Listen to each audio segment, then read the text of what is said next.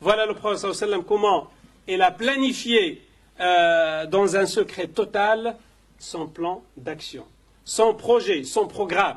On ne doit pas dévoiler tout ce qu'on fait aux autres, chers frères, chères sœurs, mais on doit travailler secrètement, jusqu'à qu'on mette en place le projet entier. En tant que communauté musulmane de France, nous devons travailler en douceur, sans crier au loup. Nous devons suivre le prophète sallallahu alayhi wa sallam, comment il a transmis son message, comment il a transmis sa da'wa. Un des compagnons lui dit, si tu nous le permets, nous attaquons demain les habitants de Minan. Les compagnons étaient prêts, du moment qu'ils ont passé un serment, du moment qu'ils ont compris leur rôle à jouer dans la société, ils étaient prêts. Mais le prophète sallallahu alayhi wa sallam, il lui dit, rien ne permet cette attaque pour le moment, retournez à vos campements. Parce que les compagnons à cette époque-là, ils étaient dans une situation de faiblesse. Et quand on est dans une situation de faiblesse, il faut attendre un peu. Il leur a dit, plus tard, quand toutes les conditions sont réunies et quand les Médinois sont rentrés chez eux et que l'ordre est arrivé pour sortir. Il faut acquérir la force pour pouvoir réagir. Le prophète sallallahu alayhi wa sallam ne voulait pas livrer une bataille tout de suite, car les conditions, chers frères, chères sœurs, n'étaient pas réunies. Les conditions de la victoire n'étaient pas réunies. L'émigration du prophète sallallahu alayhi wa sallam de la Mecque vers Médine n'était pas une fuite. C'est ainsi que le messager a mis en place tout un plan d'action. Il a quitté la Mecque pour préserver les compagnons et pour fonder aussi un État qui défend la religion, qui défend les musulmans. À l'époque, pendant la période de la Mecque, il s'est attaqué à la formation des êtres humains, des compagnons, radiyallahu ta'ala anhum. Mais la situation se dégrade de plus en plus. Donc il faut passer au deuxième stade. Il prêche l'islam, mais avec, bien sûr, étapes. Il ne va pas brûler les étapes. Il ne veut pas brûler les étapes, car le message de l'islam, on doit le transmettre petit à petit. Pas d'un seul bloc, pas en bloc. Un des compagnons lui dit, si tu nous le permets, nous attaquons demain les habitants de Minan.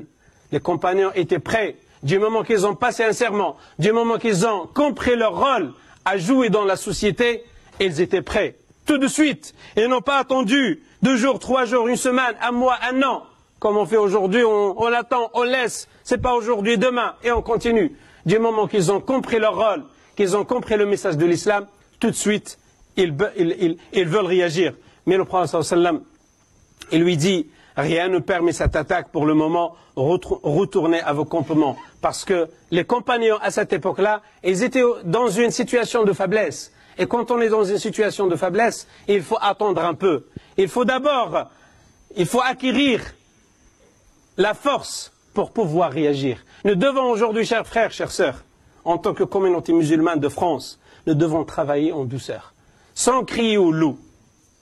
Nous devons travailler, multiplier nos actions, Inch'Allah, sans dire à tout le monde, sans faire trop de bruit, parce qu'aujourd'hui notre problème, on fait du bruit alors il n'y a rien parfois, il n'y a pas grand-chose. Nous devons suivre le prophète sallallahu alayhi wa sallam, comment il a transmis son message, comment il a transmis sa da'wa.